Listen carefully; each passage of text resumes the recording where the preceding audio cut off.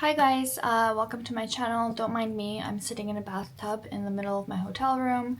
If you're gonna ask why, my question is, why is there a bathtub in the middle of my hotel room? I'm in Amsterdam right now, so we drove around 5 hours to get here because I'm about to deliver a ring to my client, and I wanted to show you guys really quick because I'm not gonna have a chance to show you this ring anymore after this, obviously, because it's gonna be with my client. It's a platinum setting 3-carat lab-grown diamond center stone with 2 trapezoid side stones, so that's like a trilogy setting. And from the side there's this floral basket and leaf detail, which I think is so freaking beautiful.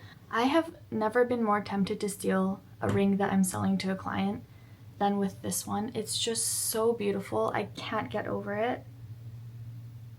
And I wanted to share that because it's like not often that I can work with a 3-carat center stone diamond, because you know it's not like everybody's ordering this size, but it's just so stunning. I cannot get over it.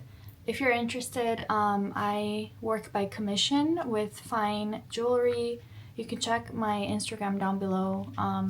I work by email or Instagram, so you can send me a message, but I just wanted to show you guys that before I started anything else. So essentially what I wanted to do is I wanted to show you guys the ring before I departed with it, because after it's gone and I'm not going to be able to show you guys anymore. And then what I wanted to do for this video is I wanted to do a 1-year review of my very first quota bag. I'm just going to very quickly finish putting all my makeup on and then I'll be back in 1 second. Here is my first ever quota bag that I received in July of 2024, so it's been just a little over 1 year. And in case you're curious, it is a size 28 Kelly Retourne style in the color bleu nuit or blue night in the English translation. The leather is evercolor, so you can see that it has like a fine uniform grain compared to Togo, which is like I think the more popular or more common option for Retourne bags. Togo, for example, you'll see veining in the leather and it has a more matte look, but this has a bit of a sheen and there is no veining at all. The grain is quite flat and uniform. But I really like this leather. I found that it's very sturdy and there's like no signs of use on the leather at all, none on the corners, nothing. So I'll just introduce the charms and stuff and then we can get into what fits inside and how I feel about this bag after 1 year. So I have my yellow Pegasus charm. I think the color is Milton, Jan Milton maybe, Jean Milton, I don't know how to pronounce it. This is a Hachipupu. It's so cute. This is not my zodiac, but it's just like I thought the color of the halo matches the Pegasus perfectly. And then I have another phone charm here. It's also from Pop Mart. It's also Hachipupu, the character. And this leather charm is actually from Kos.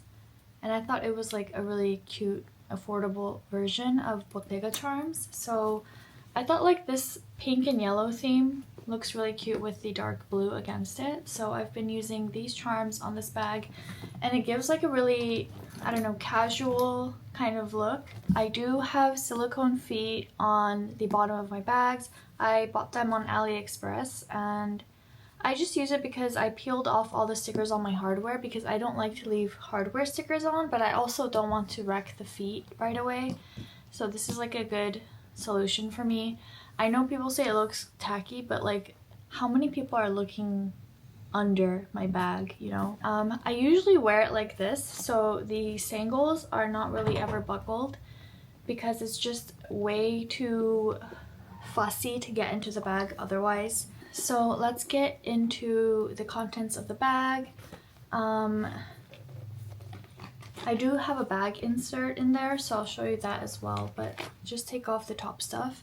It is a very roomy bag. I love the size 28. I know 25 in Cellier style is like the ultimate Kelly specs that everybody wants, but I actually asked for this bag And I know a lot of people were wondering why I would ask for like an undesirable kind of spec for the Kelly, but it's just so casual and easy to throw on. It doesn't look too formal, and most importantly for me is that it's easy to access. Like, it's very, very flexible. There's no rigidity at all, which I love, and I really prioritize usability over how nice something looks, because no matter how nice a bag looks, if it's too hard for me to use, I'm probably not going to use it. So yeah, the first two things I have are sanitizing wipes and a handkerchief. This is super cute. It's from the German brand Filer. It's very popular in Japan. And then I have my earphones, my keys, my phone. I have my, what is this, Kindle. I have supplements, a stain stick for stains, mostly for my husband. I don't know why this is in there. Actually, it might just have, oh no, it's so I can clean my jewelry if it gets like a little bit smudged during photos, the ring that I need to take to my client. I have a compact mirror from Chanel, super cute. I really like that one. I have blotting sheets, my vintage Cartier wallet that everyone calls a grandma wallet, but I love this. A hair comb from the 100 yen shop in Japan. I think I just can't find my other hair brushes. Then I have eye drops, which I go through these like a monster from May until July just because I have super, super bad hay fever. Hair gummies. Oh, I didn't even know I had these. Hair clips. A business card. Another business card. I think that's it. So yeah, that's basically everything. Now I just want to show you guys the bag insert. Do you see how easy it is to see inside the bag because of the bag insert? But without this like lilac shade, it's just a black hole. So I really recommend everybody get a lighter bag insert because it really makes things so much easier to see inside the bag just because it's a lighter fabric. I'll show you some wear and tear of the bag if I can find any, and then that will be the end of the video. So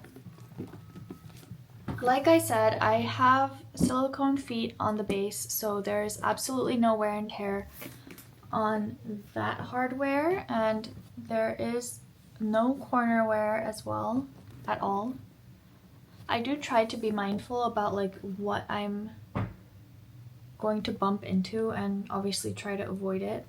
So there's no corner wear. The rigidity of the bag has not changed in a year. I really love this leather because although it is so soft, it's not that slouchy, and I find that it holds its shape a bit better than Togo leather. The straps do have wear actually on the hardware, if I can find, yeah, here. It's gonna be very hard to see, but you can see some tiny scratches on the hardware here. That's because I like to hang like cadenas or charms on the bag.